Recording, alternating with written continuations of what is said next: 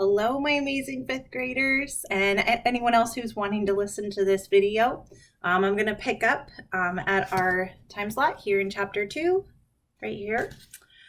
We just finished off where Alex and Connor passed the house, and the last line, this house was only one thing the Bailey family had recently lost. A year ago, just a few days before their 11th birthday, Alex and Connor's father died in a car accident on his way home from work. Mr. Bailey had owned a bookstore a few streets away named Bailey's Books, but all it had taken was a few small streets for a big accident to happen. The twins and their mother had been anxiously waiting for him at the dinner table when they got the phone call telling them that their father wouldn't be joining them that night, or any night after that. He had never been late to dinner before, so as soon as the telephone rang, they all had known something was wrong. Alex and Connor could never forget the look on their mother's face when she answered the phone, a look that told them, without saying a word, that their lives would never be the same. They had never seen their mother cry like she did that night. Everything had happened so fast after that. It was hard for the twins to remember what order it all had happened in. They remembered their mother taking tons of phone calls and having to deal with a lot of paperwork. They remembered that their grandmother came to take care of them while their mother made all the funeral arrangements. They remembered holding their mother's hands as they walked down the church aisle at the funeral. They remembered the white flowers and candles and all the sad expressions on everyone's faces as they passed. They remembered all the food people sent. They remembered how sorry people told them they were. They didn't remember their 11th birthday, because no one did. The twins remembered how strong Grandma and Mom had stayed for them in the following months. They remembered their mother explaining to them why they had to sell the bookstore. They remembered that eventually their mother couldn't afford their beautiful blue house anymore, and they'd had to move into a rental house a little way down the street. They remembered Grandma leaving them once they had settled into their new, smaller house. They remembered returning to school and how falsely normal everything appeared to be. But most of all, the twins remembered not understanding why any of it had to happen. A full year had passed, and the twins still didn't understand it. People told them it would get easier with time. But how much time were they talking about? The loss seemed to grow deeper each day without their dad. They missed him so much sometimes that they expected their sadness to swell out of their bodies. They missed his smile, they missed his laugh, and they missed his stories. Whenever Alex had had a particularly bad day at school, the first thing she would do when she got home was jump on her bike and pedal to her dad's store. She would run through the front doors, find her dad, and say, "Daddy, I need to talk to you." It didn't matter if he was helping a customer or putting brand new books on the shelves. Mr. Bailey would always stop what he was doing, take his daughter to the storage room in the back, and listen to what had happened.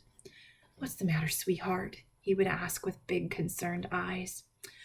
"I had a really bad day today, Daddy," Alex said on one occasion. "Are the other kids still teasing you?" he asked. "I can call the school and ask your teacher to have a talk with them." "That wouldn't solve anything," Alex said through sniffles. "By publicly persecuting me, they're filling an insecure void caused by social and domestic neglect." Mr. Bailey scratched his head. "So what you're saying, sweetheart, is that they're just jealous?" he asked her. "Exactly," Alex said. "I read a psychology book in the library today at lunch that explained it." Mr. Bailey let out a proud laugh. His daughter's intelligence constantly amazed him. "I think you're just too bright for your own good, Alex," he said. "Sometimes I wish I was like everyone else," Alex confessed. "I'm tired of being lonely, Daddy. If being smart and being a good student means that I'll never have friends, then I wish I was more like Connor." "Alex, have I ever told you the story about the curvy tree?" Mr. Bailey asked. "No," Alex answered. Mr. Bailey's eyes lit up. They always did when he was about to tell a story. "Well," he started, "one day when I was very young, I was walking around the woods and saw something very peculiar. It was an evergreen tree, but it was different from any other evergreen tree I had ever seen.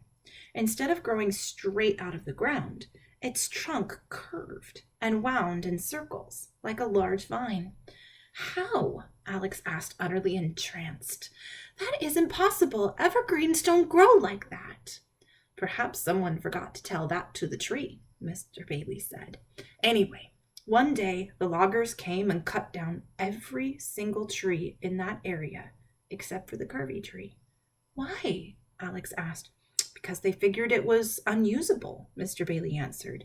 You could never make a table or a chair or cabinet out of it. You see, the curvy tree may have felt different from the other trees, but its uniqueness is what saved it. Whatever happened to the curvy tree? Alex asked. It's still there today, Mr. Bailey said with a smile. It's growing taller and taller and curvier every day. A tiny smile grew on Alex's face. I think I get what you're trying to tell me, Daddy, she said. I'm glad, said Mr. Bailey. Now, all you have to do is wait for the loggers to come and chop down all your pears. Alex laughed for the first time all day. Mr. Bailey always knew how to cheer her up. And we're back at another time slot. I promise I will read longer tomorrow. It's been a frustrating day, unfortunately, to be honest with you. The internet keeps going in and out, and it's been very challenging to try to get this video organized. But I love you all so very much. Have an amazing rest of your day, and you will get a double long video from me tomorrow. I hope you all are healthy and happy. Stay well. I think of you often. And until we meet again tomorrow. Good night, my friends.